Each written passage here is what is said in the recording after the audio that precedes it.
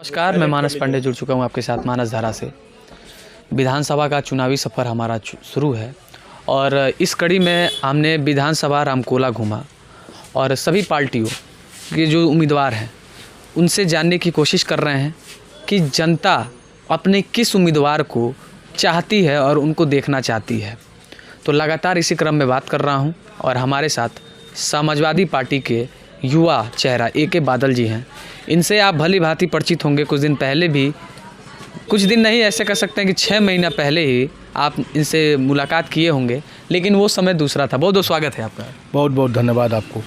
तो हमने सर्वे किया, देखा, घूम रहा हूँ, जान रहा हूँ और एक एक पहलुओं को समझने की कोशिश कर रहा हूँ कि टिकट तो पार्टी दे देती है, लेकिन जनता का रुझान किस साइड है, ये जानना बहुत ही महत्वपूर्ण है। तो इसके लिए मानस धारा टीम एक सर्वे टीम अपनी बैठाई हुई है, जो गोपनीय रूप से मानस धारा के पास सर्वे का रिपोर्ट हर रोज़ आता है, पर हम उसको तथ्य के सामने, आपके सामने प्रस्तुत करने का काम करते हैं। तो हमारे साथ ए.के. बादल जी हैं। समाजवादी पार्टी के कुछ सवालों को लेकर इनसे बातचीत करेंगे और जानेंगे कि विधानसभा में अगर ये उतर रहे हैं तो इनकी कितनी तैयारी है। विधानसभा में आप उतर रहे हैं तो आपका कितनी तैयारी है, कितना अपना उत्साह लेके चुनाव में उतर रहे हैं? मैं पूरी तैयारी में हूँ। पिछले 5 वर्षों से लगातार क्षेत्र में जन समस्याओं के निराकरण हेतु संघर्षरत रहा हूँ और निराकरण के लिए हर स्तर से जनता के लिए प्रशासन से लड़ा हूँ। अच्छा, आपको ऐसा नहीं लगता है कि टिकट में जो नया व्यक्ति आता है उसको ज़्यादा प्राथमिकता दिया जाता है पुराने की अपेक्षा? देखिए, शीर्ष नेतृत्व में विश्वास होना चाहिए। शीर्ष नेतृत्व जो भी करेगा अच्छा करेगा। अगर संघर्ष को देखते हुए अगर मुझे टिकट मिलता है तो मैं बहुत दावे के साथ और जनता के आशीर्वाद से मैं रामकोला में रिकॉर्ड मतों से जीतूंगा। देखिए, जैसे कि बात अगर करते हैं कि टिकट जो होता है वो सर्वे के आधार पे समाजवादी पार्टी दे रही है, तो अगर सर्वे का रिपोर्ट आए तो रुझान किधर रहना है?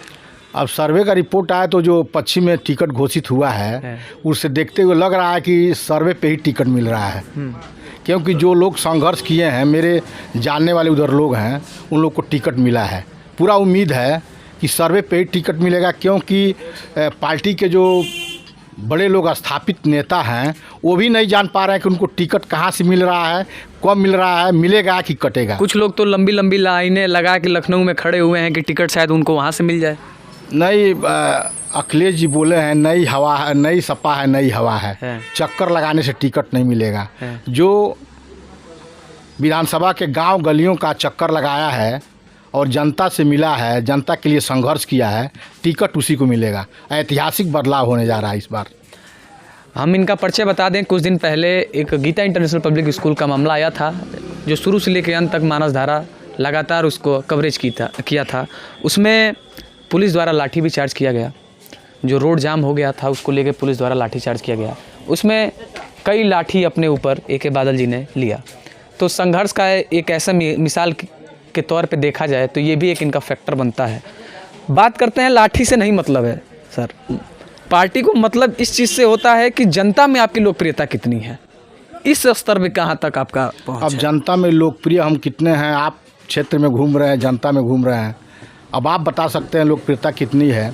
आज जहाँ तक पार्टी को मजबूत करने का सवाल है, मैं एक विधानसभा के लिए आवेदन किया था रामकोला सुरक्षित से, और मैंने पार्टी के लिए एक विधानसभा में नहीं, सत्ता परिवर्तन यात्रा के नाम से 9 अगस्त क्रांति दिवस के नाम से मैं पूरे जनपद में सत्ता परिवर्तन के लिए, समाजवादी पार्टी को नीतियों के लिए, समाज के अंतिम व्यक्ति तक समाजवादी पार्टी की नीति को मैं पहुंचाया हूं और समाजवादी पार्टी को मजबूत करने का काम किया हूं।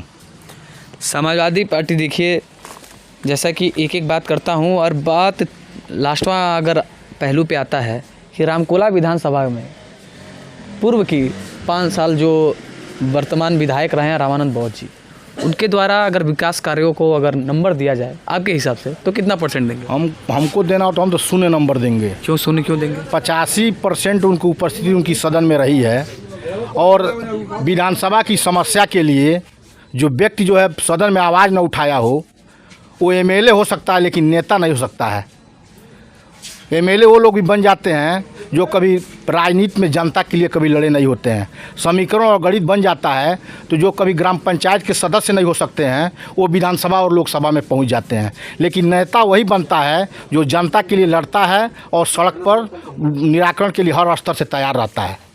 तो कौन कौन से कार्य हैं जो अधूरे रह गए हैं, जिसको आप मोटो बना के चल रहे हैं, मुख्य काम कि अगर मैं आता हूं तो ऐसा काम करता हूं? अगर पार्टी मैं तो रामकोला में जब 2008 में पहली बार गया तो कप्तानगंज में मौन नाले की समस्या को लोगों ने बताया, जो बहुत दिनों से मौन नाले की समस्या है, जो प्रतिवर्ष उफान करती है और अपने तांडव से हजारों एकड़ खेती को बर्बाद कर देती है।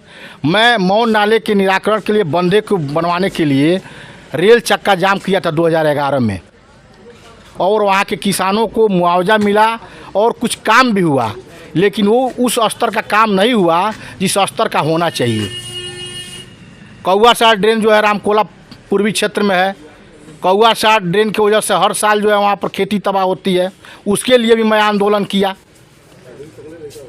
क्योंकि जो लोग सदन में पहुँच गए हैं जनता के आशीर्वाद से, उनका फर्ज हुआ कि जनता की समस्या के लिए सदन में आवाज़ उठाएं और जिस तरह से कोई विधानसभा अध्यक्ष उस बात को सुनता है उस तरह सुनवाएं।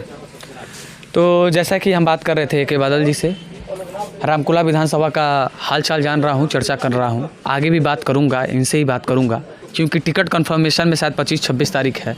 25-26 तारीख जब टिकट आता है, देखिए जैसा कि कांग्रेस पार्टी का टिकट आया पड़रौना विधानसभा से, तो काफ़ी कार्यकर्ता खफा हो गए, इस्तीफा का भी दौर चल रहा है। तो ऐसा क्या समाजवादी पार्टी में भी देखने को मिलेगा? चूँकि दल में देखिए जो भी टिकट के प्रत्याशा में जो लोग हैं उनके व्यक्तिगत लोग होते हैं, वो खफा और खुश होना लगा रहता है। लेकिन हर दल में अगर नेता में विश्वास है और शीर्ष नेतृत्व के निर्णय पर आपको भरोसा है तो आपको शीर्ष नेतृत्व जो जिसको टिकट देता है उसका जिंदाबाद करना चाहिए और उसके जीत के लिए लग जाना चाहिए। तो बहुत बहुत धन्यवाद आप सभी का, बने रहिए हमारे साथ और पल पल विधानसभा का रिपोर्ट देखते रहिए। कैमरामैन गोलू के साथ मैं मानस पांडे, टीम मानस धारा।